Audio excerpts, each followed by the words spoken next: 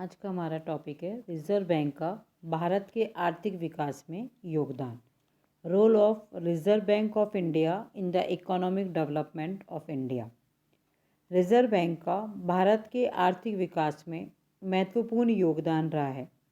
यह देश की मौद्रिक, बैंकिंग एवं साख नीति का निर्माता और संचालक है।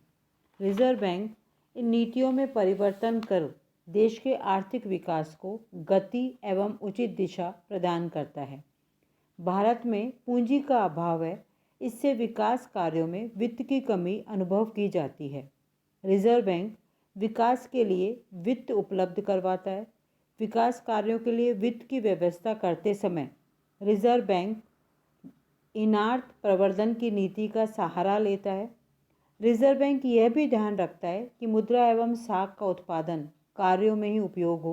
उत्पादन बढ़ने से मूल्य वृद्धि की समस्या उत्पन्न नहीं होगी।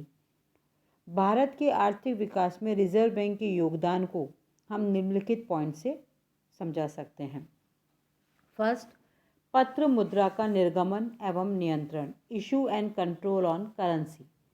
रिजर्व बैंक को नोट निर्गमन करने का एकाधिकार प्राप्त है। यह मुद्रा और साख की मात्रा को नियंत्रित करने का महत्वपूर्ण कार्य भी करता है। अर्थव्यवस्था के विकास के साथ साथ पत्र मुद्रा की आवश्यकता भी बढ़ती है। रिजर्व बैंक मुद्रा का निर्गमन कर विकास के लिए वित्त प्रदान करता है। इससे पूंजी की कमी दूर होती है, आर्थिक विकास को गति मिलती है और रोजगार में वृद्धि होती है।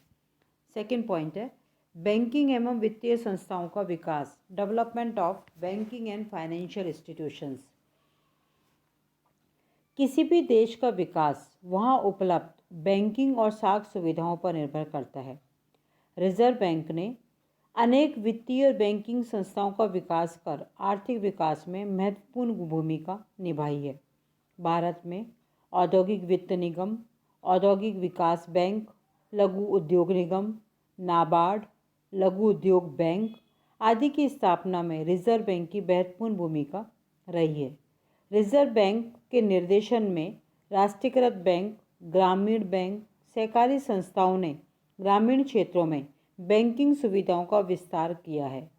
ग्रामीण क्षेत्रों में बैंक शाखाओं का विस्तार, उनकी जमाओं में वृद्धि, उत्पादन कार्यों के लिए ऋण प्रदान करना, जमा धन की सुरक्षा, बैंकों को फेल होने से बचाना, जनता में बैंकों के प्रति विश्वास जमाना आदि कार्यों में रिजर्व बैंक की महत्वपूर्ण भूमिका रही है।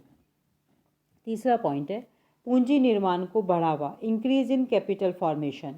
रिजर्व बैंक ने विभिन्न प्रकार की वित्तीय संस्थाओं का गठन कर देश के विभिन्न क्षेत्रों में बिखरी हुई पूंजी को एकत्रित करने का महत्वपूर्ण कार्य किया है। इसकी प्रेरणा से छोटी छोटी बचत गतिशील हुई है। इनको उत्पादन कार्यों में लगाने से पूंजी निर्माण को बढ़ावा मिला है और देश में पूंजी बाजार के विकास में भी बैंक ने महत्वपूर्ण भूमिका निभाई है। फोर्थ पॉइंट है विदेशी विनिमय कोषों का प्रबंध, management of foreign exchange reserve. Reserve bank ने देश के दुर्लभ विदेशी विनिमय कोषों का भी उचित प्रबंध किया है। भारत के आयात अधिक और निर्यात कम रहने से विदेशी विनिमय का संकट सदैव बना रहता है। इससे निपटने के लिए बैंक दुर्लभ विदेशी विनिमय कोषों को संरक्षण प्रदान करता है।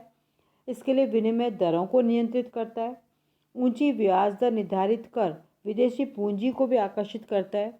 इससे विदेशी पूंजी का देश से बाहर जाना रुक जाता है। फिफ्थ पॉइंट है सहकारी संस्थाओं का विकास, डेवलपमेंट ऑफ कोऑपरेटिव इंस्टीट्यूशन। विकासशील अर्थव्यवस्थाएं सामान्यतः कृषि प्रधान होती है।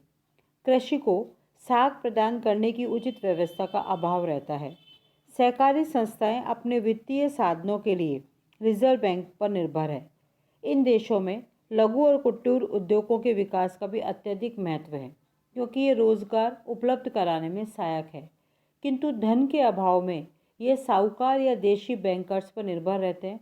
ऐसी स्थिति में रिजर्व बैंक सहकारी संस्थाओं का विकास करके कृषि और लघु उद्योग के लिए सस्ती दरों पर ऋण उपलब्ध करवाता रहा है।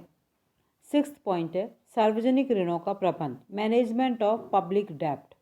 विकासशील देशों में सरकारों को औद्योगिक विकास, कृषि विकास और अन्य विकास कार्यों के लिए धन की आवश्यकता पड़ती है। ऐसी स्थिति में सरकार के बैंकर, सलाहकार और एजेंट के रूप में केंद्रीय बैंक उनके लिए सार्वजनिक ऋणों का प्रबंध करने में महत्वपूर्ण भूमिका निभाता है। इसके अतिरिक्त विदेशों से अनेक प्रकार के ऋणों की व्यवस्था भी करता है। 7वां पॉइंट है संतुलित आर्थिक विकास में योगदान, बैलेंस्ड डेवलपमेंट। रिजर्व बैंक देश के संतुलित आर्थिक विकास में भी महत्वपूर्ण भूमिका निभाता है। जनता की बचतों को उद्योगों की ओर आकर्षित कर संतुलित विकास में योगदान देता है। जिन क्षेत्रों में वित्तीय सुविधाओं का अभाव है उन क्षेत्रों को वित्तीय सुविधाएं प्रदान करता है। इससे सभी क्षेत्रों का संतुलित विकास हो पाता है। 8वां पॉइंट साख पर नियंत्रण, क्रेडिट कंट्रोल।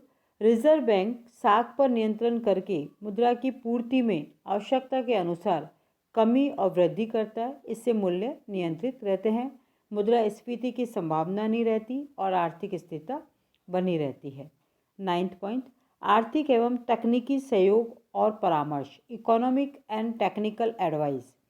विकासशील देशों में केंद्रीय बैंक आर्थिक और तकनीकी विकास को गति देने के लिए न केवल सहयोग और सलाह देते हैं बल्कि सांख्यिकी आंकड़े संकलित करके उद्योगों को तकनीकी सहायता भी प्रदान करते हैं।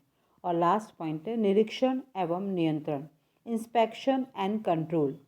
केंद्रीय बैंक देश के बैंकों का संतुलित विकास करने और देश के आर्थिक उद्देश्यों के अनुसार बैंकों का उपयोग करने के लिए उन पर नियंत्रण रखता है और समय समय पर निरीक्षण भी करता है। वह बैंकों के राष्ट्र के सामाजिक दायित्व निभाने का निर्देश देता है। देश में सुदृढ़ बैंकिंग व्यवस्था स्थापित हो सके। उपरोक्त विवेचन से स्पष्ट है कि विकासशील देशों के आर्थिक विकास में केंद्रीय बैंक महत्वपूर्ण भूमिका निभाता है। वह देश में आर्थिक स्थायित्व लाता है, संतुलित और सुदृढ़ बैंकिंग व्यवस्था की स्थापना में योगदान देता है, सरकार का एजेंट, बैंकर और सलाहकार होता है, विनिमय दरों को नियंत्रित करता है।